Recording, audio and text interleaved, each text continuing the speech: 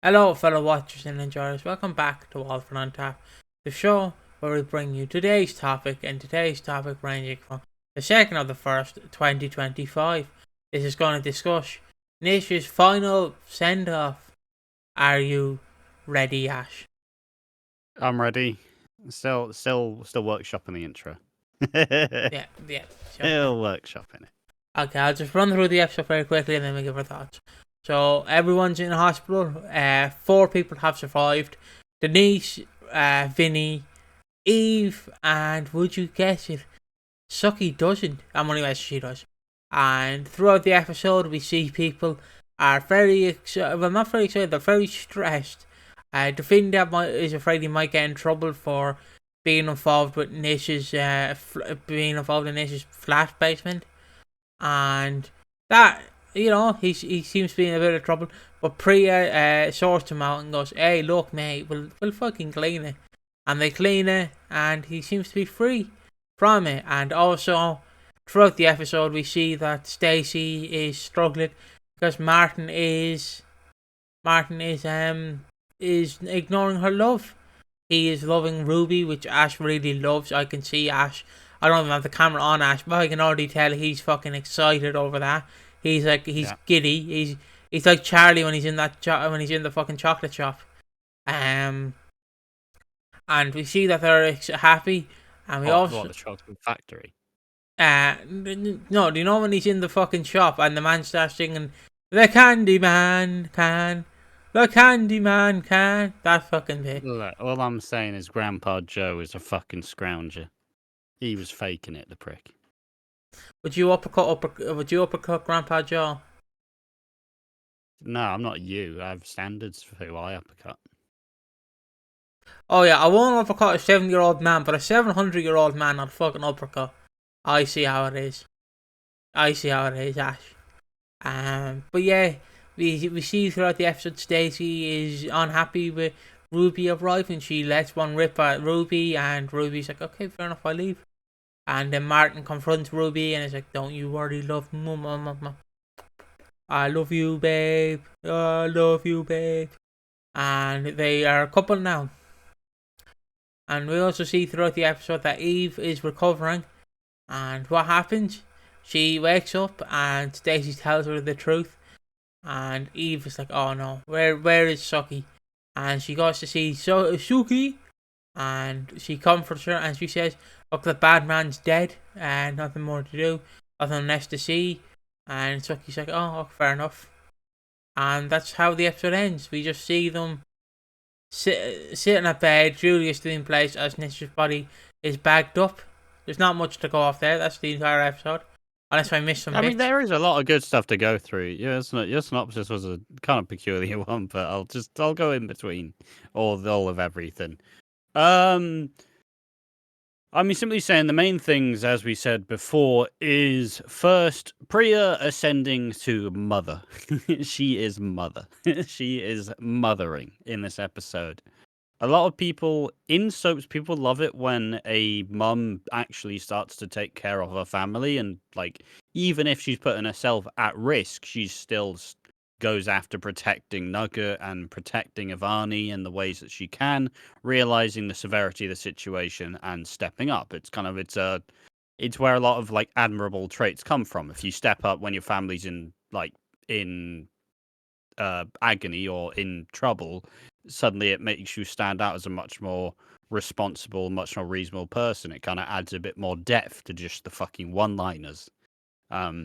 So she cleans out Nish's old flat, gets rid of all Nugget's old prints, and basically secures his future. Yeah, Ruby and Martin they're back together, guys. They're back together. It's gonna be really lovely.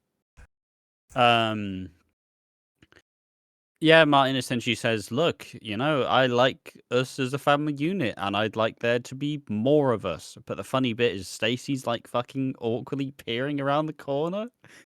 Like, it's just I always find these shots weird because, like, if it was Reese doing that, it would be creepy. But because it's Stacy and she's just so happens to be watching them have this conversation and seeing the kiss, it's still strange. It's still so bizarre. And then the final scene that is it's also like Ravi and Avani kind of Avani makes Ravi understand, like, fucking sort it out, man. You're yelling at me for yelling at Nugget. Why the fuck are you yelling at Vinny, for fuck's sake? Sort it out. But yeah, the final scene is Eve going to Suki's bedside, kind of talking to her, kind of being like, we just got married, you can't die on me now. And Suki opens her eyes. It's a magical moment.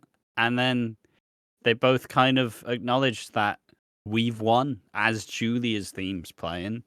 A very appropriate Julia's theme to wrap up all of Nish's stuff as well. I'm sure some people are still going to be lamenting over Karen Taylor's one, for fuck's sake. Like, fucking a year and a half on, but people are still going to lament over it. Because she returned twice! She returned twice and got a Julia's theme. Twice! Anyways, that's just people being delusional sometimes. But a really fitting Julia's theme, an important one. The Panesar War is over. Nish is done. Nish is dead.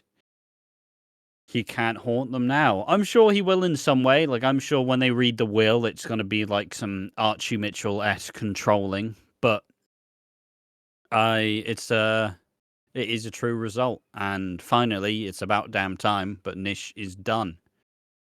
And that's how they ended out the year. These two episodes were linked into the previous year as to how it was going to finish. So it's a cool way to wrap a bow on it. The one thing I am still slightly worried about, and I guess we don't need to talk about this here, but we can talk about it in the podcast or something. But it's just a lot of these storylines have generally wrapped up, but it's also acknowledging that the 40th anniversary is just a month away.